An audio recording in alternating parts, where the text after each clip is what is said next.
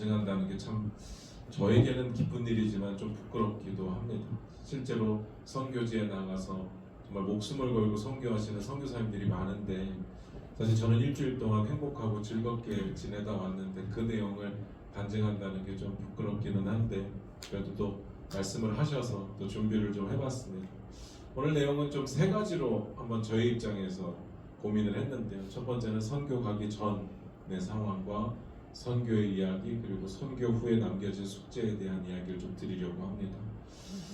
선교라고 하는 것은, 단기 선교는 제가 꽤 많이 진행을 해왔기 때문에 진행하는 과정은 사실은 그렇게 어렵지는 않습니다.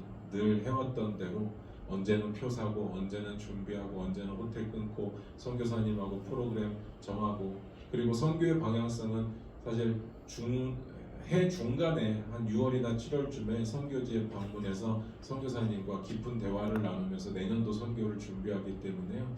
큰 어려움은 없었습니다. 그런데 이번 2024년도 단기 선교는 처음으로 저에게는 선교가 어렵다는 생각이 들었습니다. 첫 번째는 선교의 방향성이 저에게는 조금 큰 숙제로, 부담으로 다가왔습니다.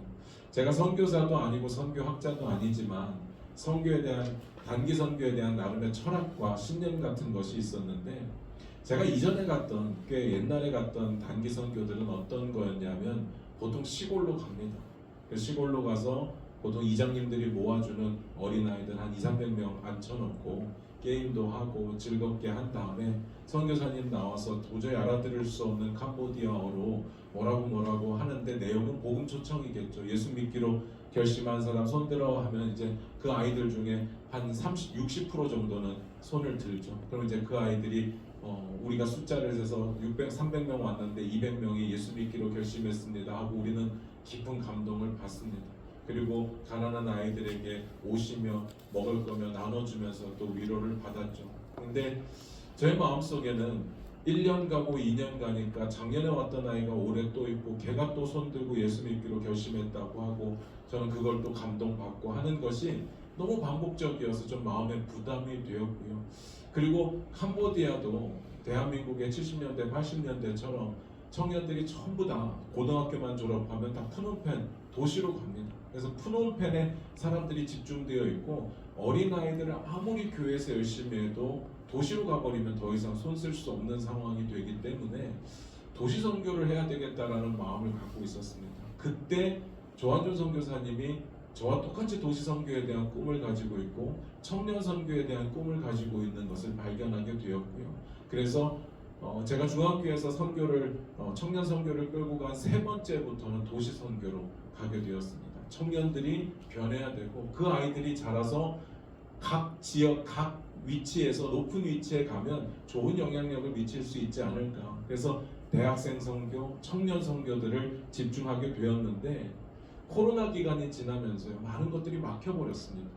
그래서 작년에 저희가 선교를 가서 푸놈펜 대학교가 캄보디아에서는 제일 좋은 대학이거든요. 거기서 보통 들어가서 공연 사역을 하고 아이들 한 명 한 명 만나서 복음을 전하는 일들을 했는데 작년에 하다가 쫓겨났습니다. 해보지도 못하고 쫓겨나서 그 쫓겨나오는 심정이 굉장히 마음이 아팠거든요.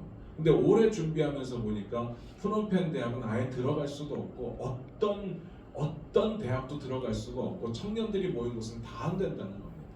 그래서 눈을 돌린 것이 다시 시골이 됐습니다. 마음이 좀 많이 불편했습니다.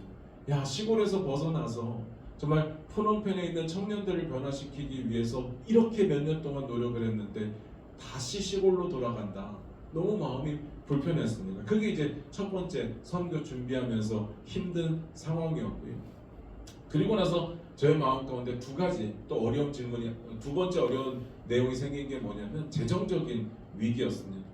선교를 떠날 때마다 작은 교회가 단기 선교 참 별거 아닌 것 같은데 이거 하나를 감당하기가 사실 쉽지는 않습니다. 거의 예산에, 저희 교회 예산의 한 5%, 10%가 들어가는 일이기 때문에 이게 쉬운 일이 아니거든요. 근데 작년까지는 이 재정적인 어려움이 없었는데, 왜냐하면 저희 친구교회와 함께 갔거든요. 그래서 저희가 한 60% 정도 내고 친교교회가 한 40% 정도 내서 그렇게 한 24명이 꾸려져서 보통 선교를 갔었는데 이번에 친구교회가 가기가 어렵다고 하고 또 교회 주변에 저희 한 7, 80m 떨어진 곳에 작은 교회가 있는데 그 교회와 연합으로 갔었습니다. 근데 그 교회는 너무 작아서 선교 자체를 꿈꾸기가 힘든 교회에서 저희가 이런 결정을 할 때까지는 재정적인 어려움이 없어서 저희 교회에서 다 되겠습니다. 비행기 값만 대고 오십시오 하고 결정을 했는데 작년 11월이 되면서 교회 재정이 좀 많이 어려워졌습니다.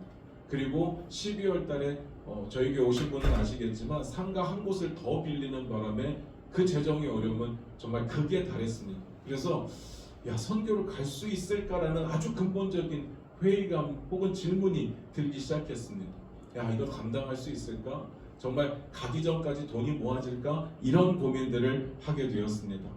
세 번째는 제가 좀 위기에 처했습니다. 어떤 위기에 있었는가 하면 12월부터 아프기 시작했습니다. 정말 이유 모를 아픔. 감기에 걸렸는데 세상에 감기가 이렇게 아픈 적은 태어나서 처음이었습니다. 3일 동안 자리에서 못 일어났어요. 그리고 그것이 겨우 나올 때쯤에 건강검진을 하는데 대장 내시경을 했거든요. 누구나 하는 다 대장 내시경인데 거기서 용종 1cm가 넘는 큰 용종 5개를 떼내면서 염증이 생기고 아프기 시작했습니다. 그래서 열흘 동안 자리에서 일어나기가 힘들었습니다.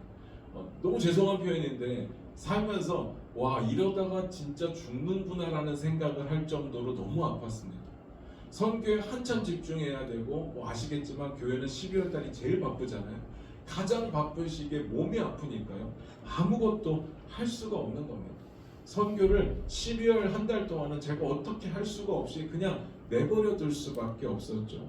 또 뿐만 아니라 저의 개인적인 사정으로 좀 어려움이 생겼습니다. 경제적인 어려움이 좀 생겼는데 이건 제 잘못이 아닌데 억울하게 좀 피해를 입게 되면서 완전히 재정적으로 이제 개인적으로 바닥에 처하게 되었습니다. 그런데 저희 가족 4명이 또 선교를 가게 되니까 저야 교회에서 어떻게 해준다고 치지만 저희 아내, 아들, 딸 선교에 대한 열망을 갖고 있는데 가지 말라고 할 수가 없고 또 그들이 가야 또 선교의 한 부분들을 담당하기 때문에 여러 가지 좀 힘든 일들이 있었습니다. 또 4번째로는 선교 팀원들 사이에 조금 마음이 모이진 않았습니다. 지금까지 작은 교회이기 때문에 한 번도 이랬던 적이 없었는데 선교를 가면서 마음이 힘들었던 적은 이번이 처음이었습니다. 그러면서 어떻게 선교 준비를 하면서 항상 이럴까? 항상 좋기만 했었는데 왜 이런 일들이 벌어질까라는 생각이 드는 겁니다. 가야 되나? 갈 수 있을까? 아주 근본적인 질문을 하게 되는데 기도하면서 드는 생각이 처음에 선교의 방향성도 그렇고 교회 재정적인 부분도 그렇고 제 개인적인 부분도 있고 선교 팀원들에 대한 부분들도 있고 이런 것들에 대해서 어려움이 생기는 것은 사단의 역사다라는 생각이 들더라고요. 그러면서 사단이 공격하는 건데 작년까지는 저에게 공격했던 적은 한 번도 없었습니다. 우리 선교 대원들이 힘들어할 때 제가 항상 이야기한 것이 사단이 가만히 있지 않을 거야. 너 그러니까 믿음으로 버텨야 돼 했는데 이번엔 저한테 온 거더라고요. 저한테 공격이 오니까 제가 너무 힘든 겁니다. 저는 전체를 이끌어야 되는데 너무 답답하더라고요. 그러면서 드는 생각이 선교의 방향성? 그건 내가 해왔던 게 답이 아니라 하나님이 원하시는 거면 그곳이 길인 것 같다. 선교사님이 기도하면서 결정한 그 길이 맞는 것 같다라는 그냥 단순한 결정으로 넘기기로 했고요. 교회 재정적인 어려움은 작년 12월부터 다시금 회복이 되어서 재정적으로는 큰 문제가 없었습니다. 단기 선교에 대한 부분도 다 채워져서 어려움이 없었는데 걱정은요. 그 선교사님께 해드리고 싶은 게 있고요. 그리고 선교사님이 세운 작은 교회들에게 해드리고 싶은 게 있고 또 선교사님이 세운 작은 교회 전도사로 있는 키우타라고 하는 좋은 전도사의 아들이 작년에 의대를 입학하려다 떨어졌는데 작년에 제가 그런 약속을 했거든요. 그때까지만 해도 교회 재정이 괜찮아서 첫 번째 등록금은 저희 교회에서 지불하겠습니다 했는데 그럴 수 있는 상황이 안 되는 겁니다. 너무 마음이 부담스러웠는데 사실 선교 가기 전주에 저희 모였을 때 CBMC 세수원지회에서 단기 선교 헌금을 주셨는데 제가 그걸 받으면서 그런 생각이 들었습니다. 선교 헌금을 주시니까 감사히 받겠지만 참 부담스럽다라는 생각이 들었어요. 그리고 금액을 잘 몰랐었는데 말씀하시는데 265만 원이라고 말씀을 하시는 거예요. 그리고 나서 그거를 환전을 하니까 딱 2,000불이 조금 안 되는 금액이 되더라고요. 그래서 조한전 선교사님 가정에 500불, 그리고 작은 교회 240불, 그리고 그 아까 말씀드렸던 대학에 입학하는데 등록금이 없는 그 전도사의 아들에게 1,000불을 지급할 수 있었습니다. 그러면서 와, 이게 하나님이 하시는 일이구나. 그래서 제가 사실은요, 그 돈을 받을 때 정말 울컥했습니다. 거기서 울 수가 없어서 울지를 못했는데, 이게 하나님이 이렇게 예비해 놓으시고 전주에 딱 주시면서 가능하게 하시는 게 저는 이게 감당할 수 없는 기적처럼 받아들여졌습니다. 어떻게 이런 일이 일어날까? 작은 돈이 아니잖아요. 2, 30만 원이면 그럴 수 있다고 치는데, 다 좋은 회사를 이끌어 가시는 분이지만 그렇다고 해서 돈 내놓는 게 쉬운 일은 아니거든요. 그 265만 원이 정말 쓰여질 곳에 쓰이게 되면서 저는 하나님이 저를 통해서 이렇게 유통사업을 시키는 것 같은 느낌이 들면서 정말 하나님의 살아계시는 선교가 이제 시작되는구나라는 마음속에 감동이 들었습니다. 그리고 이제 선교를 출발하게 되었습니다. 선교의 첫 번째 날 우리는 항상 큐티로 시작합니다. 모든 날을 다 큐티로 시작하고요. 마무리는 다 나눔으로 끝냅니다. 근데 첫날이기 때문에 첫날은 좀 설설 조용히 이렇게 시동 거는 식으로 가서 모교회가 되는 센속교회 조한전 선교사님 교회에 가서 예배를 드리고 서로 축복하고 선교사님 말씀을 통해서 힘을 얻는 시간을 갖고요. 첫 번째 교회는 꽃동산 교회 쿤티오 교회에 가서 사역을 합니다.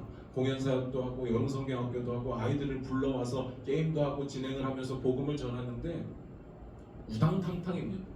이렇게 손발이 안 맞았던 적이 없더라고요. 정말 엉망진창이었습니다. 어떻게 이렇게 선교가 진행이 안 될까? 근데 어떻게든 2시간 반이니까 잘 마치고 돌아왔는데 마음이 너무 무겁더라고요. 야, 이런 식으로 일주일 가면 망하겠는데라는 생각이 드는 겁니다. 근데 이제 두 번째 날이 또 시작되면서 큐티로 시작하고 KLC라고 하는 캄보디아의 유명한 인플루언서가 한 사람이 있습니다. 한국 사람인데 카로나라고 캄보디아어를 가르치는 분이시고 한국 문화를 캄보디아에 전달하는 분이신데 거기서 우리를 초청해서 공연 사역을 진행할 수 있었는데요. 거기에 갔더니 청년들이 가득 찼더라고요. 한 20명 모일 거라고 했는데 한 80명 모여서 우리의 사역을 지켜보는데 거기서 우리가 준비했던 모든 공연 사역들을 진행하고 우리가 원했던 대로 이전에 아이들을 수백 명 앉혀놓고 예수 믿을 사람 했던 게 아니라 소그룹으로 나눠서 한 사람이 한 2-3명씩 만나서 우리가 왜 왔는지 그리고 예수를 믿어야 된다 이런 이야기들을 전달할 수 있는 기회를 얻었습니다.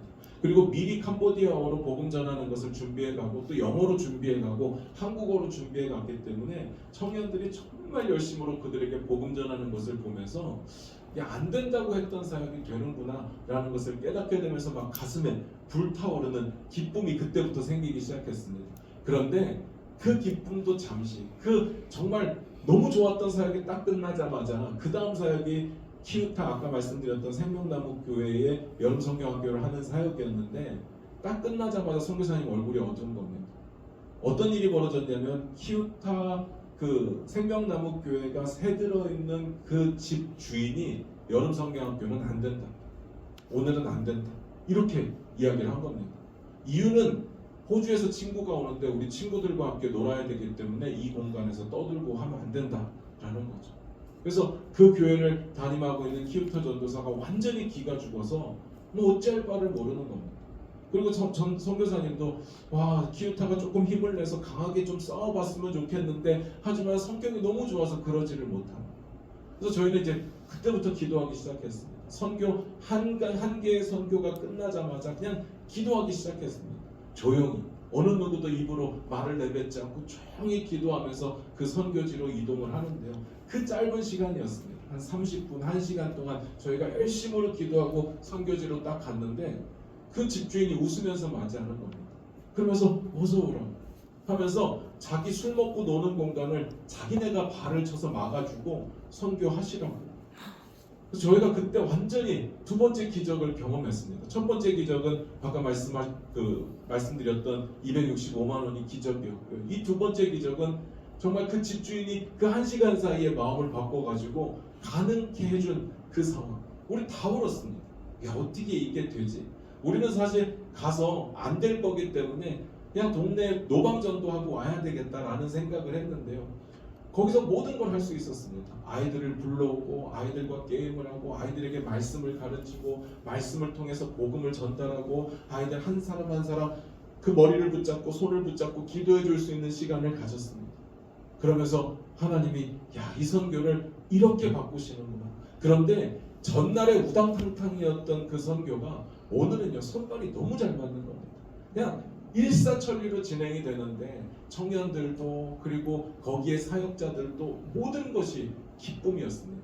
근데 이번 선교가요 너무 일정이 빡빡하게 진행이 되어 있어서 여름 선교학교가 끝나자마자 또 그곳에서 가장 프놈펜에서 가장 가난한 사람들이 살고 있다는 쪽방촌으로 또 이동을 했습니다. 거기서 이제 복음을 또 전해야 되는 겁니다.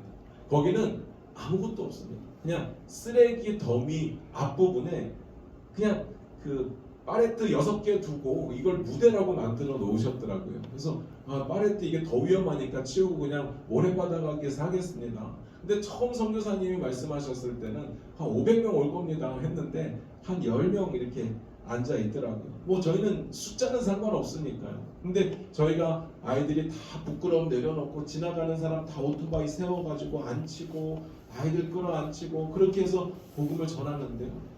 정말 그 쓰레기 더미 앞에서 찬양을 부르고 또 공연을 하고 또 연극을 하고 복음을 전하는 그 상황이 너무나도 아름다웠습니다. 쓰레기 더미가 쓰레기로 보이지 않고 정말 아름다운 무대 장식으로 보이면서 마침 그때 석양이 너무나도 아름답게 지면서 하나님이 너무나도 기쁘게 바라보고 계시는구나를 경험할 수 있었어요. 거기는 쪽방촌에서 사역하고 계시는 김준원 선교사님이라는 홀씨 교회가 있는데 성도 4명, 성도 4명. 너무나도 힘들고 어려운 사역 가운데 정말 오늘도 그만둬야 될까를 고민하고 있을 때 저희가 가서 그렇게 사역을 하면서 복음을 전하고 사람들과 함께 호흡하는 것을 보면서 선교사님이 많은 힘을 얻었다고 하더라고요. 그렇게 이틀째가 마무리되었습니다. 이제 3일째가 되어서 이번에는 시골로 가게 되었습니다. 아까 말씀드렸던 제가 시골로 가기 싫었는데 시골로 가게 되었는데 그 시골로 가게 되는 그 상황이 저희에게는 너무나도 좀 설레는 상황으로 바뀌었습니다. 왜냐하면 거기서 사역하시는 강태인 선교사님이라고 침례교 선교사님인데 40 넘어서 예수 믿으시고 선교사가 되기로 작정하시고 50 넘어서 선교지로 오신 거예요. 거의 60이 다 되신 분인데 3개월 전에 그곳에 내려와서 개척을 하셨는데 아직 예배가 한 번도 드려지지 않은 곳입니다. 근데 그 지역을 어떻게 찾았는가 봤더니 선교사가 가지 않은 곳, 그리고 교회가 없는 곳, 그리고 예수의 복음이 전달되지 않은 곳을 찾으신 거예요. 그래서 간 곳이 그 지역이었습니다. 저희는 2시간 이동해서 그리로 갔거든요. 그리고 아무도 안 올 거라고 얘기를 하시더라고요. 여기 애들은 호의적이지 않아서 불러도 안 올 겁니다. 그래서 청년들을 3, 4, 5 나눠갖고 밖으로 보내서 아이들을 데리고 오라고 시켰는데 딱 시간이 되었는데 1시 10분이 되었는데 정말 아무도 없더라고요. 아이들은 3, 4명 정도 이렇게 앉아있고 그래서 저희는 24명이니까 우리 리더에게 그렇게 말했습니다. 오늘은 오붓하게 여름성경학교를 1대 다로 학생이 1명, 선생이 4명 이렇게 할 수 있겠다 했는데 청년들이 이거를 바라보지를 못하는 거예요. 아무도 안 왔다. 다시 나가자 해서 애들이 다시 나갔습니다. 그리고 그냥 오토바이를 세우고 그 오토바이 뒤에 타서 이리로 가자고 말도 안 통하는데 흐르고 끌고 왔는데 100명이 왔어요. 10분 사이에 100명이 왔습니다. 그러면서 기적이 일어났어요. 세 번째 기적이 일어났습니다. 예수의 이름이 한 번도 전달되지 않은 곳에 100명의 아이들과 청소년들, 어른들이 모여서 예배를 드리는 겁니다. 그리고 리더가 물어봤습니다. 예수에 대해서 들어본 적이 있냐? 한 명도 없어요. 한 명도. 정말 한 명도 없는 곳에 예수의 이름을 선포하고 찬양을 부르고 그 아이들이 그 찬양을 따라 부르면서 하나님께 영광을 올립니다. 기적이 아닐 수가 없죠. 이건 기적이었습니다. 그렇게 선교사역이 아름답게 끝이 났습니다. 그런데 그 전에 그 여름 성경학교 전에 설립 예배를 드렸어요. 그 교회가 설립 예배를 아직 안 드렸는데 어느 누구도 와서 예배를 드려줄 사람이 없는 거예요. 근데 단기 선교팀이 온다고 하니까 설립 예배를 드려줄 수 있느냐라고 해서 저희가 드렸거든요. 근데 성도 0명 아무도 없습니다. 선교사님 내외분만 앉아 계시고 우리 단기 선교팀과 그 센속교회와 꽃동산교회, 생명나무교회 리더들이 같이 모여서 예배를 드리는데 그게 그렇게 은혜로울 수가 없습니다. 저희가 특송 하나를 하고 캄보디아 사람들이 특송 하나를 하는데 캄보디아 사람이 부르는 노래를 전혀 알아들을 수가 없는데 그 진심이 느껴지면서 모든 선교대원들이 다 울었어요. 야, 이건 하나님을 향한 간절한 찬양이 분명하다. 근데 기도에 대한 찬양이라고 하더라고요. 그러면서 설립 예배도 아름답게 마무리 짓고 여름 성경학교도 아름답게 마무리 짓고 거기에서도 그 동네에 있는 한국어 교육센터에 방문을 해서 또 똑같은 공연 사역을 했습니다. 그 사람들은 시골에 있기 때문에 한국어를 배워서 한국에 와서 일하고 싶은 사람들이 모인 곳이라 한국 문화에 대해서 관심이 많은데 한국 문화는 전혀 모르더라고요. 그래서 그냥 우리가 한국 공연을 하고 그들에게 한 사람 한 사람 앉아서 복음을 전하는 일을 했습니다. 그 상황 가운데 놀라운 일이 벌어진 거죠.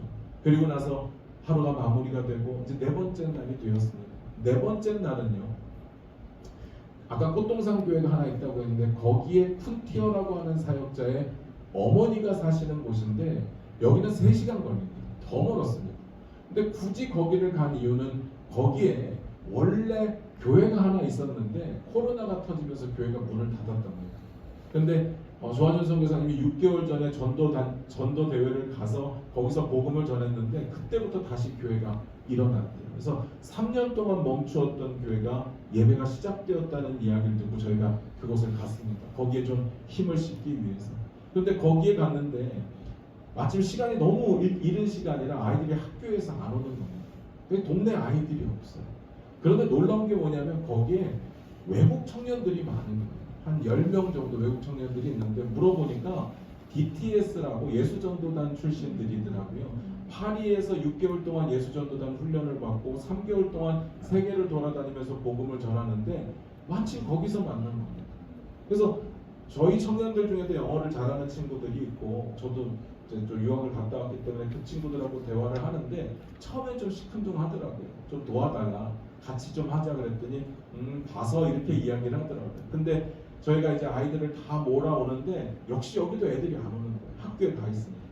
근데 우리 청년들이 막 학교까지 가가지고 학교 그 정문에 서가지고 아이들에게 전도를 해서 그 아이들이 또 한 100몇십 명, 200명 가까이 온 겁니다.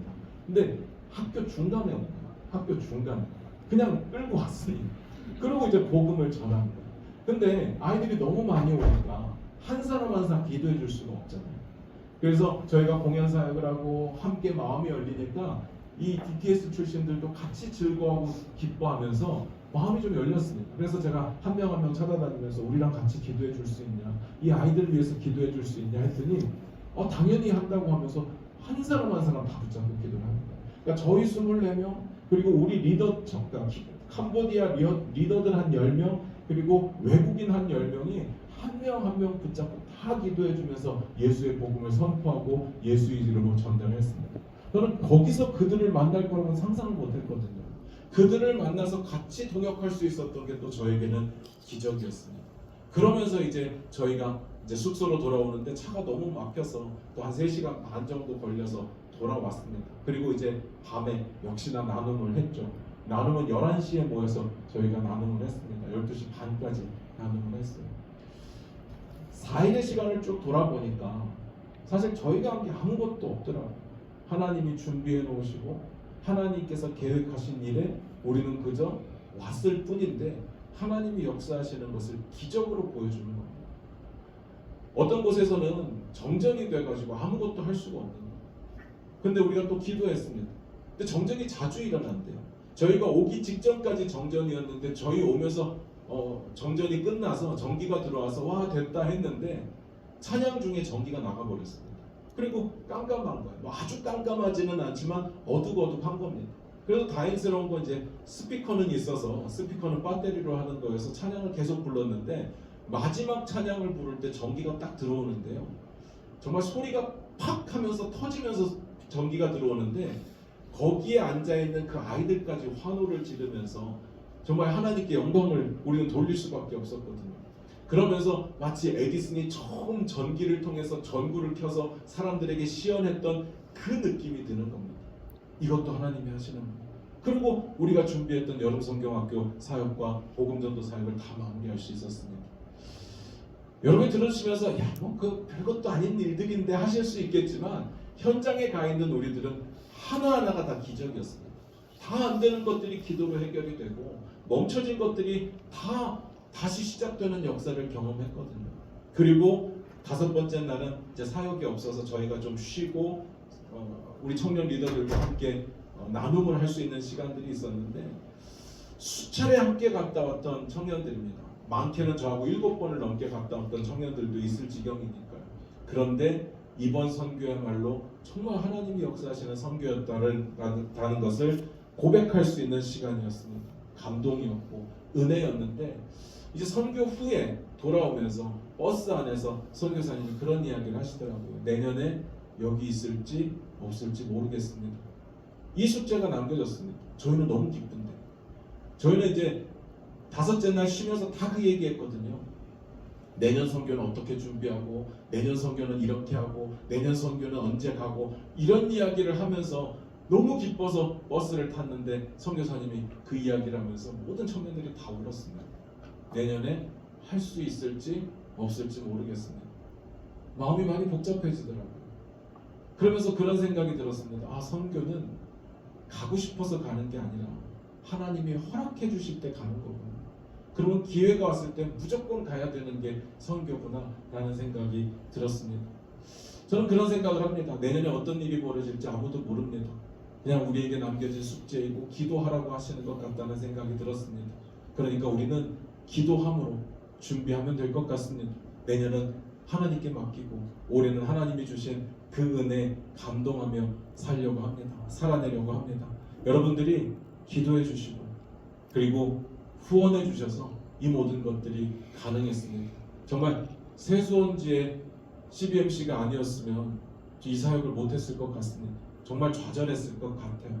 너무 부끄럽게 다녀왔을 것 같은데 돈이 있어서 잘한 게 아니라 하나님이 역사하시는 것을 보여주셔서 시작할 수 있었다고 저는 생각합니다.